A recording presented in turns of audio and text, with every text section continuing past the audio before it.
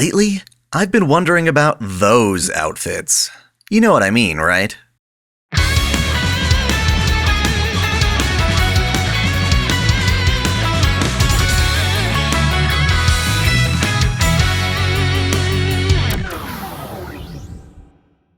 Welcome back to Otaku Daikun.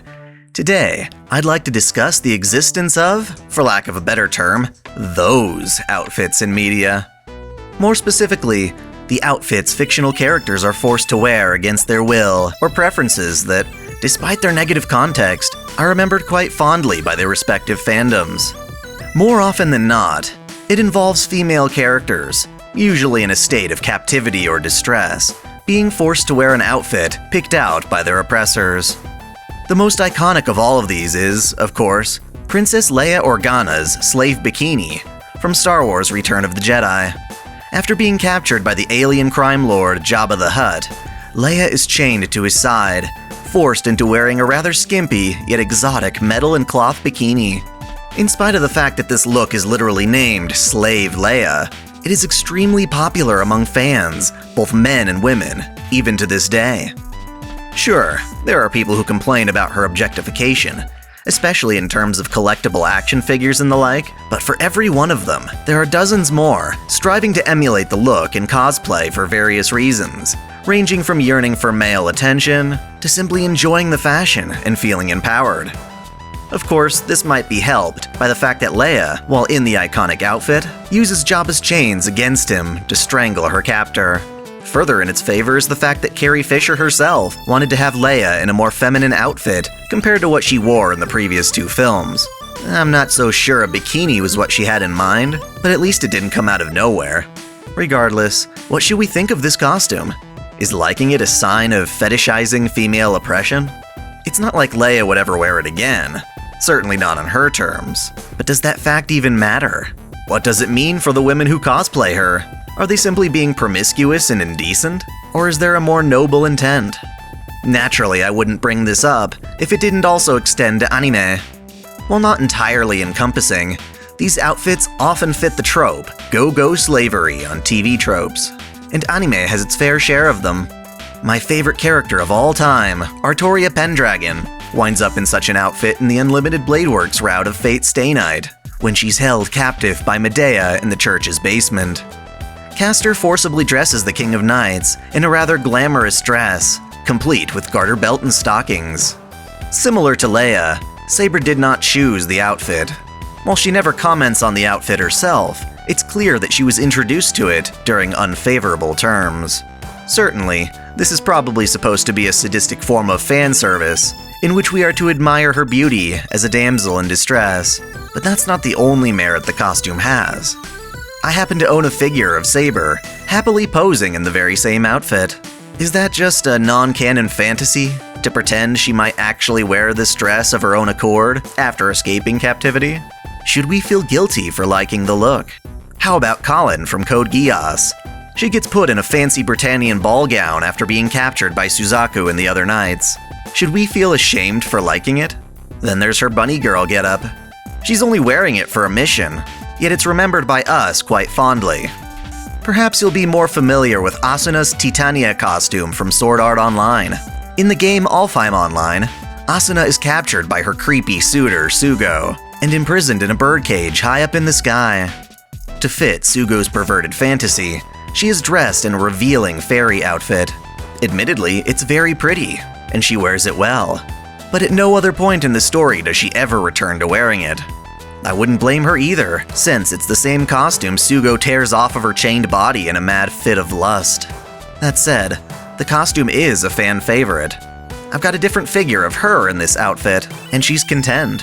Similarly, I have a wall scroll where Asuna is shown mirrored on both sides, one with her in her Aincrad costume, and the other in her Titania one. It's an official piece of artwork, and she seems fairly serene in it. This might count as an example of taking back her dignity, that if she did happen to like the outfit, it wouldn't be right for her to be deterred by it, just because Sugo picked it out. Similar concerns have been expressed toward Matoi Ryuko from Kill la Kill.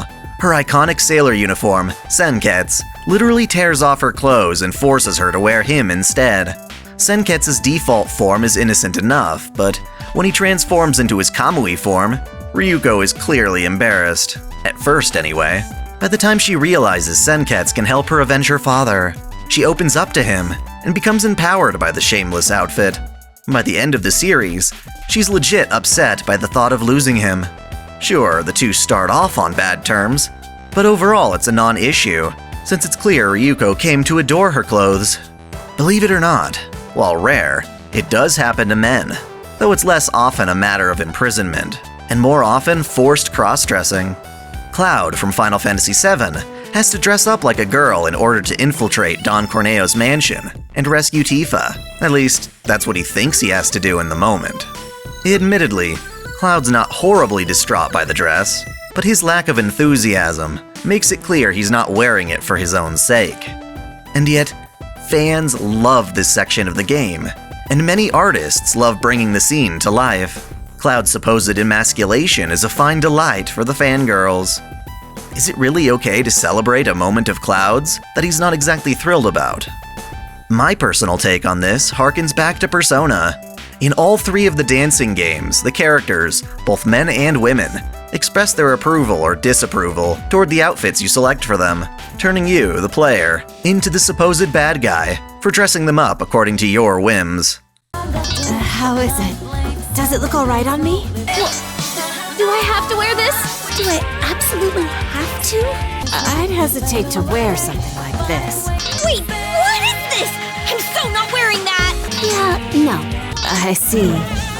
I'm afraid this isn't, Wow. I'm speechless. Alright, I can do a little fan service. It seems to have a comedic tone, insofar as players might enjoy getting told off by the characters. Kinda like the idea of girls looking at you in disgust while they show their panties. What a strange fetish. Anyway, it comes down to two different perspectives. 1. Fictional characters are objects, and thus it's completely fine to objectify them. It's why they were made. To that end, dress them as you will, and enjoy whatever outfit they're put in, regardless of the circumstance.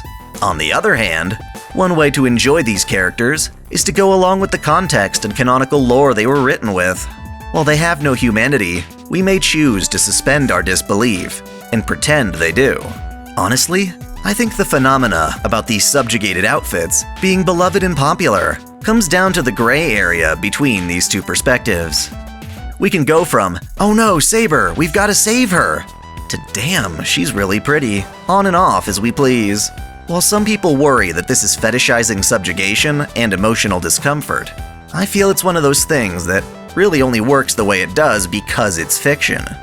And rather than trying to change or police that fiction, it's a much better idea to help educate people so that they're responsible and mature enough to experience all sorts of fiction without being controlled or misled by it.